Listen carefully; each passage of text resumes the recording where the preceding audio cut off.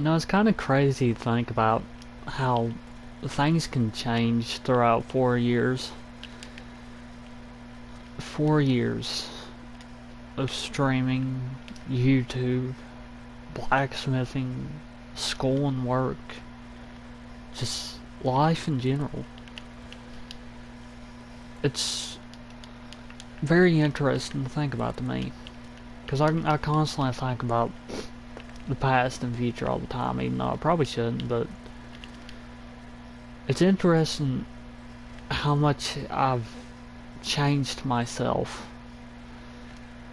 Because whenever I was 16, I was still the fucking goofy redneck kid that was always dunked on and bullied and just, you know, the average high schooler. And it's interesting how much, I guess, sociable and non-sociable I've become too. Like this, for example, back whenever I was 16, I would have never been able to sit here and just openly talk so much. But here I am now. And that's funny to think about. Because, like, right now, if I was out and about in, like, street or something, like, I'd be a fucking social mess. I'd be like, because, like, my anxiety is pretty bad. That is another thing that has changed through the years. My anxiety has gotten so much worse with the way people are anymore. Like, I'm afraid of people. But that's also because I live in, like, ultra rural redneck North Carolina. And don't get me wrong, it's a beautiful place, just very rural. And another thing is that's changed through the years is how far I've come with streaming and YouTube. Like, it's crazy. I'm just some dumb kid just thinking, oh yeah, we'll just do this for a little bit and probably just drop off, and then, but no, I slowly grew. I think it was like 2022, 2023, I got like around 50 followers, and that's whenever I started growing. I was also around, no, it was around 2021. I got one of my first true loves, a Welshman. Great guy. Very great guy. Very handsome man. And that's also around the time I've gotten some of my more nicest online friends. Because, like, that's all I have anymore. Mostly is online friends, and it ain't perfect, but it's still friends. I mean, a lot of my high school friends, they just moved on, and it's natural. It's just natural order of things. You're bound to move on. And I ain't angry or mad about it. I mean, it's just how it is. Around 2020 was like a weird time for me, not just because of code and everything, but like I started exploring myself as a person, I guess you could say. Trying to start to figure out who I want to be. And that was like when it truly began, the idea of everything. Because, like, it's natural. I mean, you're bound to explore who you want to be as a person eventually. And for me, that was partly, it wasn't truly till 2021 I started, but a lot of things I do now is after I turned 17 around 2022, figuring out who I want to be. And part of that was a mix of figuring out love and, I guess you could say, myself. And I've met some interesting people, like a guy who helped me with because at one point I was trying to do voice acting, so like I met this one guy who helped me how to do pitches, and so the way he done it cause he could speak like he was just like a legit, speak like a perfect woman, straight dude. It was funny as hell. He could do this perfect woman voice. And he was pretty chill too. Crazier than the house rat in ways, but he was chill. And it was funny because like all you had to do was like take in a breath, hold it in your chest. And I'd catch myself doing it all the time sometimes because I mean I have trouble with my actual accent and everything, my actual voice. And I always had because of fucking bullying and fucking online shit. Anyway, it's super easy, dude, for me because I constantly catch myself.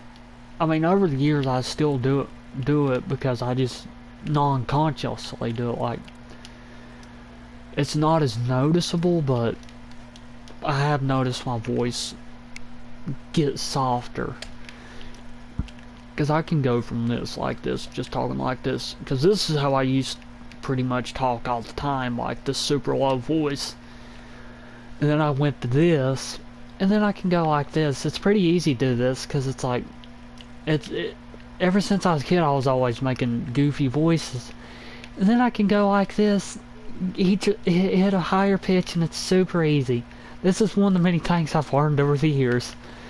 It's super easy for me by this point. Like, it's not even any trouble anymore. And it's really not any trouble for me because I've gotten so used to it from years of practice of doing random shit and goofy voices and noises. Because, I mean, even now I still kind of make myself look like an idiot because I feel like that'd make me cool and shit, and looking back it really doesn't. It just makes me look like a dumbass. But that's another thing that's like changed over the years is like my voice. For me it's a lot better because I mean right now I feel like I still sound like shit anyways.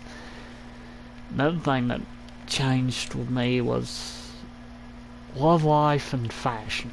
I learned I really like hoodies a lot and other things like more of the clothes that are considered non-masculine anyways. I don't really matter much. That's another thing that's changed that. Like I say, love life because I got into a really not hot Welshman. That's another thing that's changed. He's pretty chill. He's a great guy.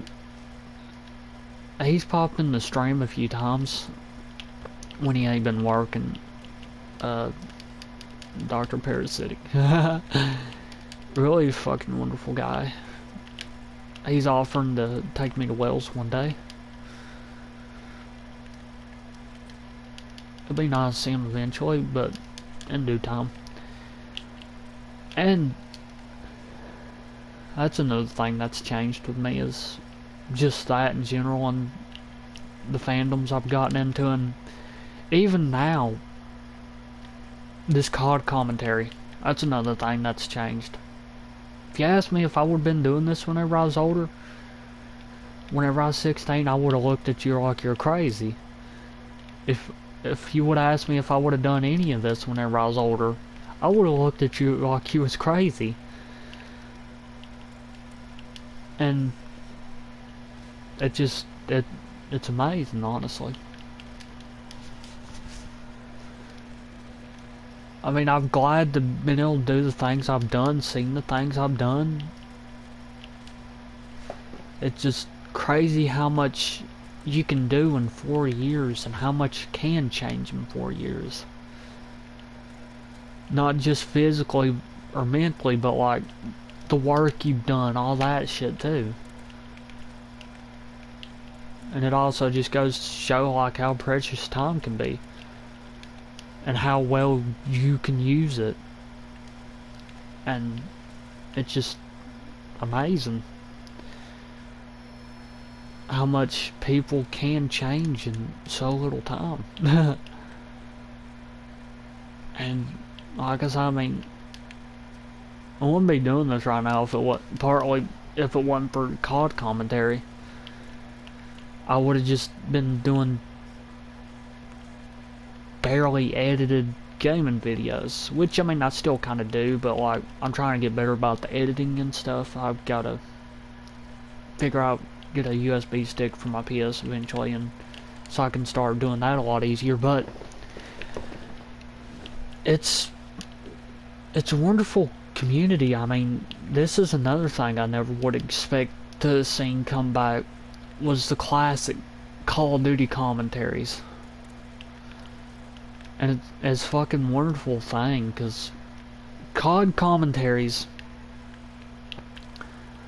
they're wonderful. They let people like me sit there and like be able to tell stories, life stories, be able to give advice, be able to tell our experience, all kinds of things.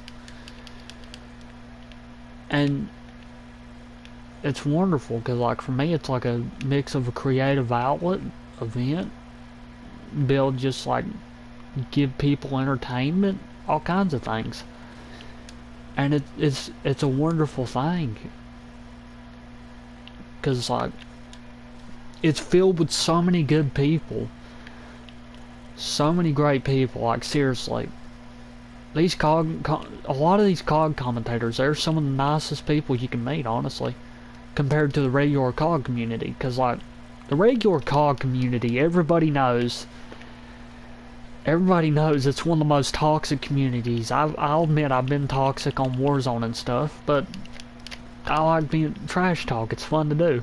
It's just classic COD, but in the end, it's also just great to be able to be my true self and just be able to have a fun time, being kind, and just chilling, and not constantly rushing in and trying to be some kind of sweat or trash talker, and just have fun and be able to just talk and have fun. And that's what I love about this community. I mean,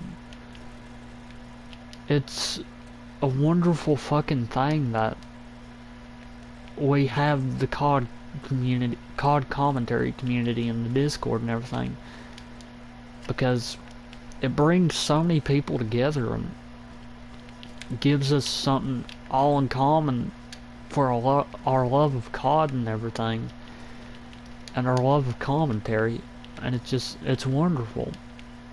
And that's one of the many things through these 4 years that I'm glad that's happened, because it's a wonderful fucking thing, man.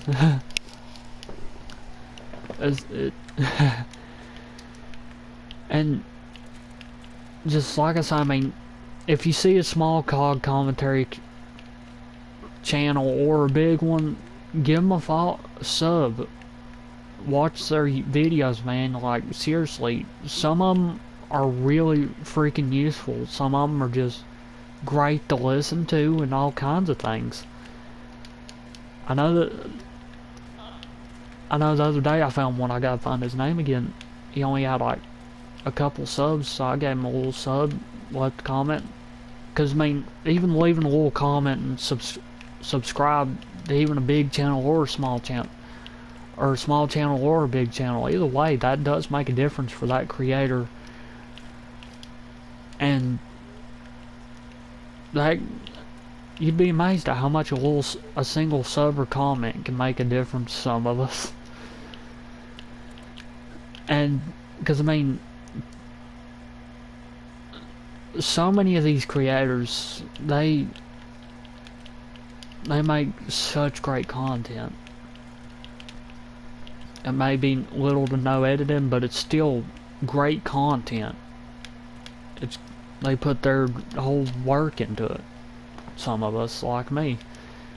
And so if you see a small content creator like me or any other of these commentators, leave a like and subscribe, seriously, and maybe comment on their videos, because like that helps us out, and then that also they can make our day, for all you know.